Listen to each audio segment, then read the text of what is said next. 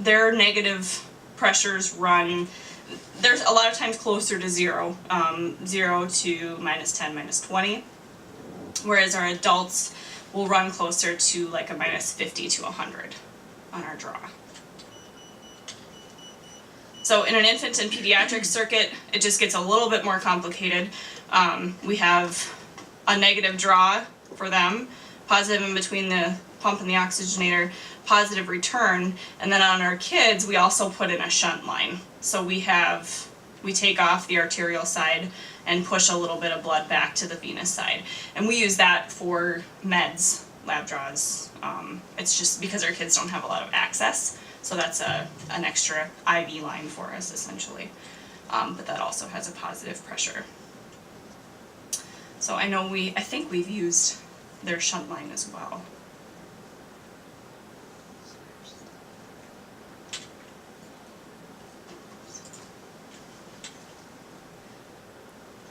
Alright, so labs, we watch calcium levels very closely. We watch our ACTs, magnesium, ISAT blood gas for our calcium values, and then antithrombin levels after. Anything else that you guys want to talk about or want to know about? So the volumes, now the extracorporeal volumes, now you mentioned how to determine the plasma volume, but we also need to account for the volume of your circuit. Yep. So that seems so our policy now is to ask you, yeah, for each procedure, yep, what is your circuit volume, and then, so we add that volume to the patient's blood volume. Yes. And then we calculate out the plasma volume of the combined. Yep, the combined, yep, because you'd always want to have Replace both that. circulating volumes. So where are you now for volumes in your? It depends on the circuit. That's hard for us too because two circuits now. The cardio and the center mag. yeah, so we have the cardio help and we have the center mag, but we can use the cardio help for the pediatric patients now as well. We've only done one cardio help pediatric patient, so that'll give a different volume. So I don't have a direct answer for that. It depends on which circuit we put in. So that'll still be call. our. It'll still be an ask because typically our pediatric circuits are around 300 to 500, and our adult circuits are closer to like a liter to 1500. But it just depends on what type of circuit setup we have. So the perfusionists are the ones that, I mean, we figure it out too, but they're the ones that are like, oh yeah, they can look at a circuit and be like, oh yeah, it's 700, or you know, they do that all day long.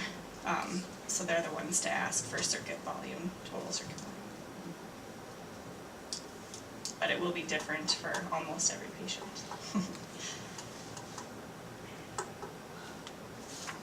So when we're handing you our access and return lines, where are you hooking them into? Are you hooking them into one of the cannulas? Are you hooking them into the machine?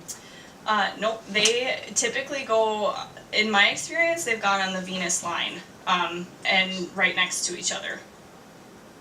The draw obviously comes out first and the return afterwards. We put in a connector with a wide bore tubing on it, an extension tubing with a stopcock, and then you hook right into that.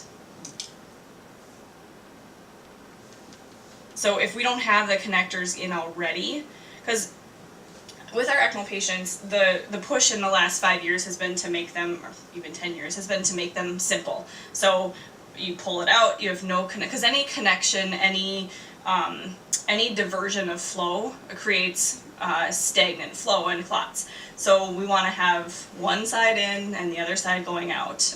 Try to make it as simple as possible. So any connector that we cut in potentiates clot formation. So we may not have the connectors in yet. So if we're just starting plasmapheresis, we may have to put in the connectors first. But that's something our perfusion team does. We have to come off ECMO for like 30 seconds and then they cut in the connector. So it's not a built-in thing. So we also do, because we'll also do our dialysis that way too. We use the venous side and cut in connectors for that. It's the same concept. Speaking of dialysis, Yeah. because we've done patients who are on dialysis, Now, the last time I was there, they said we don't add that dialysis circuit to the total Yeah. volumes. Because it's a different side, or it's a different, is that correct information I've got in my head? Well, the dialysis prime is only like 130 cc's. So, I mean, on a pediatric patient, that's huge, but on an adult patient, that's not a big deal. I guess I don't know the answer to that, whether or not, I don't know why you wouldn't add it in. They did not want it added the last time we did it. It was an adult. Okay. The only thing I can think of was the dialysis in the ECMO circuit? Do you know? I don't think so. Okay, that would be why. Okay. So if the dialysis circuit was connected to the ECMO circuit, then yes, you probably would add it to your prime volume, or your total volume. Uh-huh. But since it was going directly to the patient, which doesn't make any sense, but that's the only thing I can think of, is that because it was going to the patients, like they had a line in and they were using the line versus us using it in our circuit. Okay. Which, I mean, it's still circulating volume, so I don't know why it would make a whole lot of difference. But again, it's like 130 cc's on an adult, which is, you know, probably not enough to make a huge difference in your calculations as far as returns. It'd be interesting to know if these new anticoagulant schemes or medications are protein bound. We've always been told we do remove a significant amount of protein bound substances and medications. How that would figure. I guess Dr. Winters would be the one to think about that. How long have we been using these new medicines? Well, we've used them for a long time, but it's not been just those alone. We've used them together a lot. So the patient's still mostly on heparin and just a little bit of the bivalve or gatriban. So it's probably just within the last like 6 months that we've gone pretty much all straight to the direct thrombin inhibitors. So and then you said on Mario we just left the bivalve running. So which to me makes sense that we would just leave it running and then bolus afterwards to catch up with whatever gets removed. You're continually monitoring while we're doing the procedure, right? Yep. Yep. And it depends, you know, typically the first time is we monitor a little bit more closely, see how it goes, and then with the consecutive ones it's a little bit easier because we kind of know how they're going to respond to it. But, yeah, yep. So if we're too anticoagulated, do you give fresh frozen then? It depends on the patient. Yeah, I mean if it's a transplant patient, if they're bleeding, then yeah, but if they, you know, if it's a pre-transplant patient, probably not. Probably just wait it out, just so that they don't have those increased antibodies. Do we really expose them to that many HLA antigens? If it's just plasma, there are no white blood cells in there, there Right. are not a lot of platelets, and there shouldn't be. Yeah. What's in plasma that's stimulating HLA antibody formation? If that's the concern. Yeah, I don't know. I mean, I think it's just that it's still a blood product, you know, exposure. It's still another donor exposure. So, the platelets and like cryo are definitely more of a concern for them. But I think pretty much for all transplant patients, you avoid transfusion whenever you can, just because it affects their chances of getting transplanted.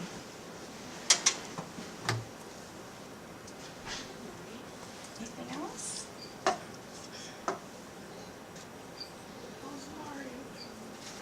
He passed away in August. Yeah, it was August, I think. They just Yeah. had a big tribute for him in the Yeah, press. in the paper. Yeah, I just saw that. Yeah, it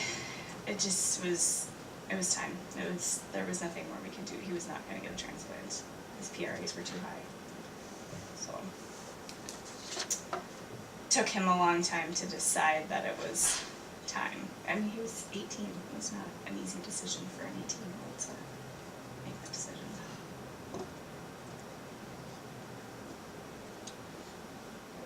It was sad. It was hard, because he was on for 300 and some days, 320 or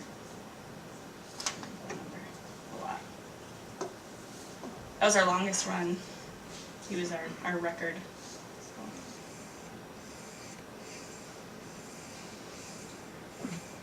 How often are you drawing ABGs on these folks?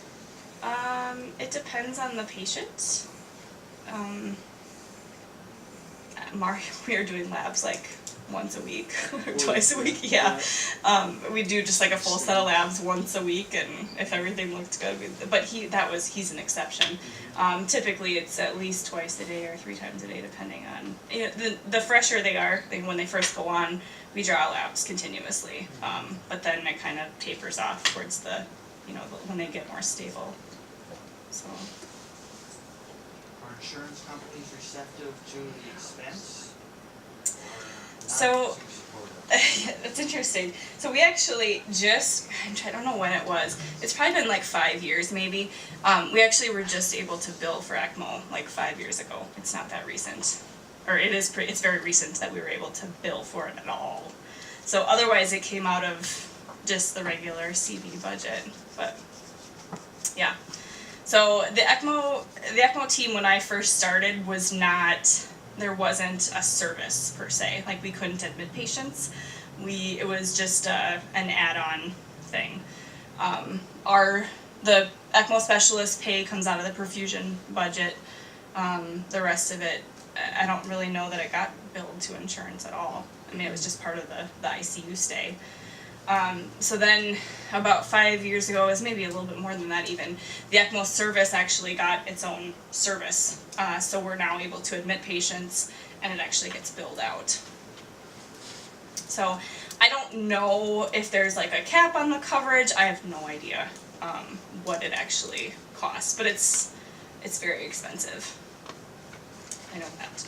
But we do know that ECMO makes money. So in most cases it makes money. Because they lead to transplant. What's that? Because they lead to transplant. Yeah. Have you ever heard of doing it for smoke inhalation? No, By your but victim? I'm sure that there has been. The military does it. So Yeah. what she was talking about with the transport in Yeah. the military Yep. machine, the big thing now, and Kirk can talk to this to you, is what we call a CCAT, or an airborne critical care team. And so there are Yeah. people who have significant lung injuries that occur in theater with burns or anything like that. Yep. And just in about the last 5 years, the Air Force has specific planes that are set up with an ECMO circuit Yep. where we can support people in transport from theater back to the Awesome. United States. So they Mhm. can take care of their- Successfully. So where I worked in San Antonio, which is the center of the Air Force's medical care system, we would probably get 6 or 10 patients a year, and then we would see it kind of evenly distributed. That it started obviously for casualty evacuations in theater, but we also see babies, that are born at outside facilities where we have no idea of the significant kind of pulmonary defects until the baby's born, and there were 2 or 3 babies who were actually evacuated in from far across the world to the neonatal intensive care unit and had obviously their ECMO continue until they could get a transplant or something to heal it. They do VV and VA too, as well? They generally, I think when they're coming in on the plane, it's just VA. Okay. Yeah, so I think when they're coming in on the plane just for the sake of ease and that kind of instance, they run it just on VA, and then obviously we're required somewhat for the blood support and the blood that we keep on the plane to be able to do that, but I don't think we're hooking into circuits plasmapheresis No. at the same time that we're No. radiating, so we're kinda- Holy cow. Yeah.